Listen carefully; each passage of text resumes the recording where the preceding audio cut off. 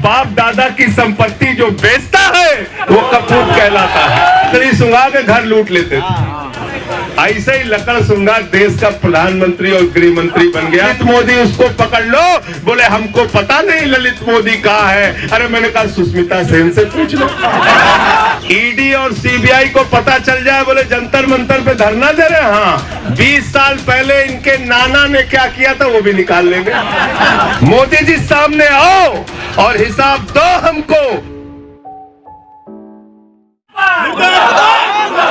मोदी सरकार मुर्दाबाद, मुर्दाबाद, मुर्दाबाद। हम अपने बचपन से सुनते आ रहे हैं कि बाप दादा की संपत्ति को जो बढ़ाता है वो सपूत कहलाता है, और बाप दादा की संपत्ति जो बेचता है वो कपूत कहलाता है।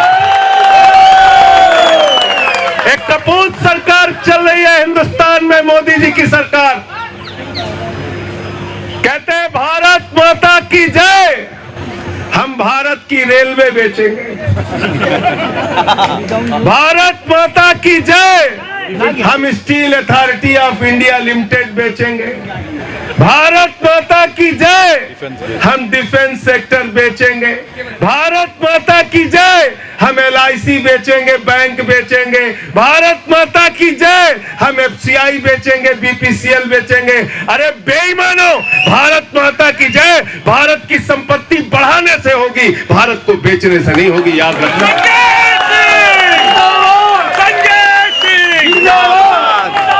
लेकिन इसके साथ साथ अगर रेलवे के कर्मचारी होते तो बताते जहर खुरानी का गैंग चलता है रेलवे में। चलता है कि नहीं चलता?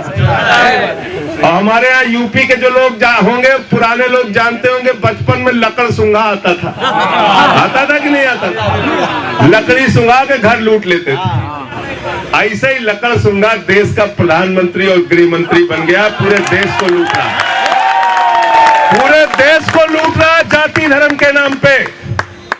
बेईमानी और भ्रष्टाचार का आलम यह है कि दूध पे, दही पे, छाछ पे, आटा पे, दाल पे, चावल पे, कैंसर की दवा पे, टीबी की दवा पे, हार्ट की दवा पे, किडनी की दवा पे टैक्स बढ़ाया जाता है, और कॉर्पोरेट टैक्स 30% से घटा के 22% किया जाता है। मैं पूछना चाहता हूं कैसी सरकार चल रही हिंदुस्तान में?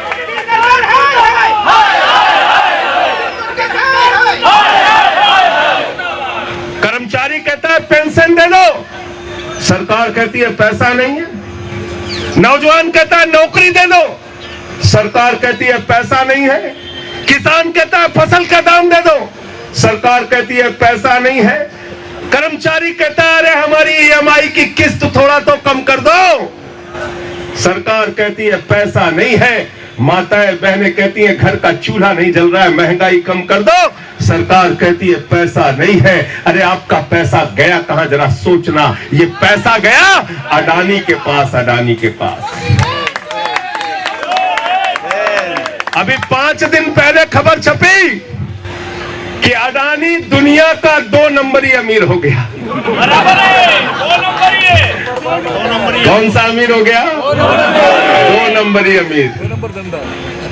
और हमारे यहाँ एक फिल्म बाप नंबरी तो बेटा, बाप नंबरी तो बेटा, और अडानी का बाप हिंदुस्तान में अगर कोई है, उसकी पूंजी को बढ़ाने वाला बाप, तो उस बाप का नाम है नरेंद्र मोदी। खुल के बात करनी होगी इस देश के अंदर, चोरी चुपके से बात नहीं होगी। मोदी जी सामने आओ और हिसाब दो हमको कि भारत 116 देशों की सूची में, हंगर इंडेक्स में, भूखमरी के मामले में 101 नंबर पे पहुंच गया। अडानी दुनिया के अमीर देशों की सूची में, अमीर लोगों की सूची में 2 नंबर पे पहुंच गया। उसको 2 नंबरी काम करा करा के तुमने दुनिया का 2 नंबर का अमीर बना दिया और देश को भूखमरी की कगार पे पहुंचा दिया। लड़ाई इस बात की है कि बराबर हिस्सा सबको मिलना चाहिए। लड़ेंगे, जीतेंगे। हम लोग नारा लगाते रहे हैं 25 सालों से आंदोलन में कि दम है कितना दमन में तेरे, देख लिया है देखेंगे, और कमाने वाला खाएगा, लूटने वाला जाएगा, नया जमाना आएगा, नई रोशनी लाएगा। कमाने वाला खाएगा, लेकिन यहां तो लूटने वाला लूटे जा रहा है। आपको पता है, अंदाजा है आपका पैसा कहां गया? भारत की सरकार से पूछा हमने कितना बांटा है अपने दोस्तों को कर्जा, तो सरकार ने बताया 12 लाख करोड़ रुपए कर्जा बांटा है। 12 लाख करोड़, 12 लाख करोड़ का कर्जा बांटा है। पूछा वापस कितना लिया?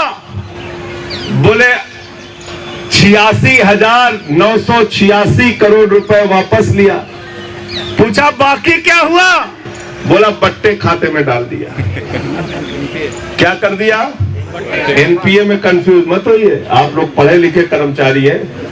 एनपीए अलग है और बट्टा खाता अलग है। बट्टा खाता को क्या बोलते हैं? Right of. क्या बोलते हैं? एनपीए तो हो गया, 4 बार कर्जा नहीं दिया तो एनपीए में डाल दिया, 4 किस्त 5 किस्त नहीं दी तो एनपीए में डाल दिया, बार बार बैंक ने कहा पैसा दे दो पैसा दे दो, पैसा नहीं दिया तो एनपीए में डाल दिया, और जब पैसा बिल्कुल नहीं दिया तो उसको उठा के राइट ऑफ कर दिया। राइट ऑफ कर दिया। डिफेंस फैक्ट्री के बाहर चाय की दुकान वाले का कर्जा बाकी हो जाते हो तो कहते हो पैसा पूरा नहीं हो रहा है, इसको बट्टे खाते में डाल दो। तुम्हारा पैसा बट्टे खाते में डाल दिया।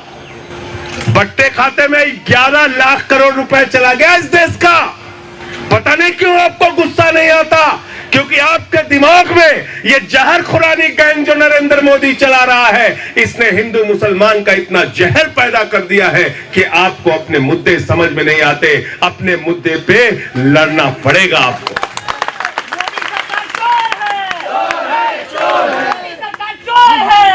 आपका पैसा चंद पूंजीपतियों के ऊपर लुटाया जा रहा है।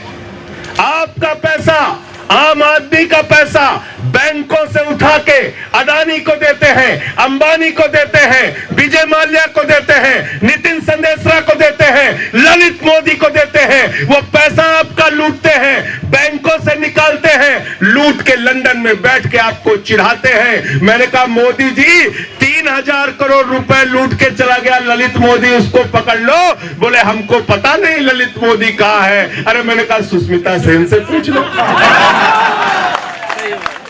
सुष्मिता सेन बता देगी तुमको ललित मोदी कहाँ है।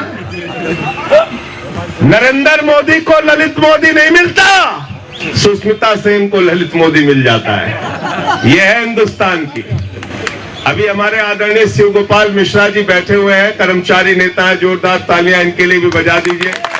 समाजवादी आंदोलन के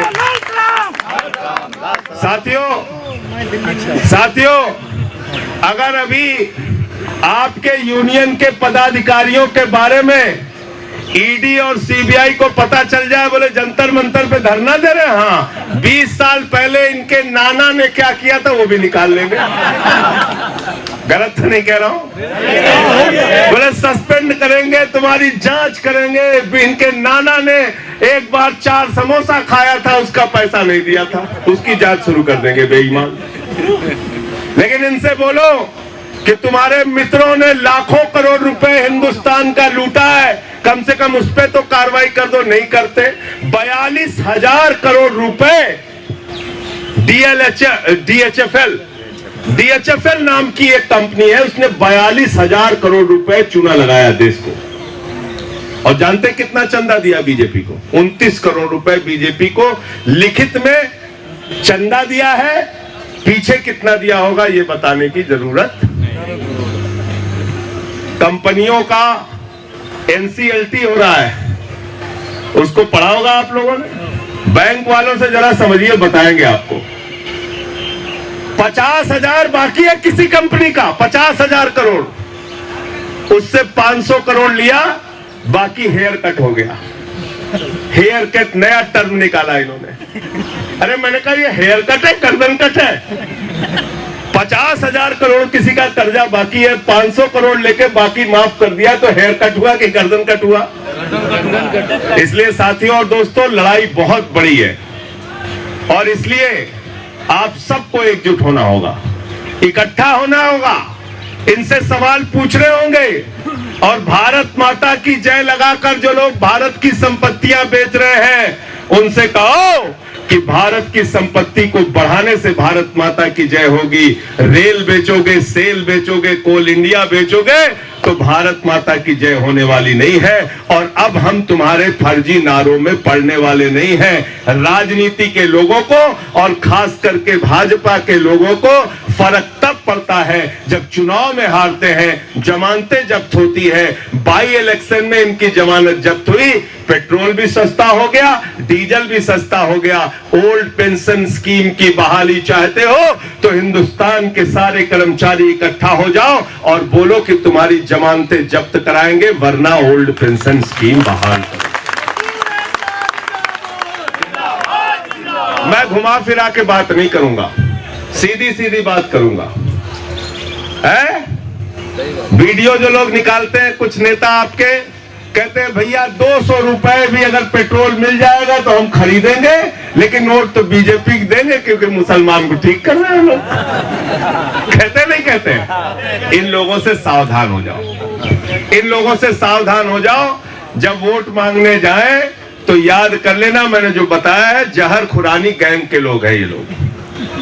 इनका नाम मैंने भारतीय झगड़ा पार्टी रख दिया। झगड़ा पार्टी अपने घर में बैठा दोगे, ज्यादा पति पत्नी में झगड़ा करा देंगे।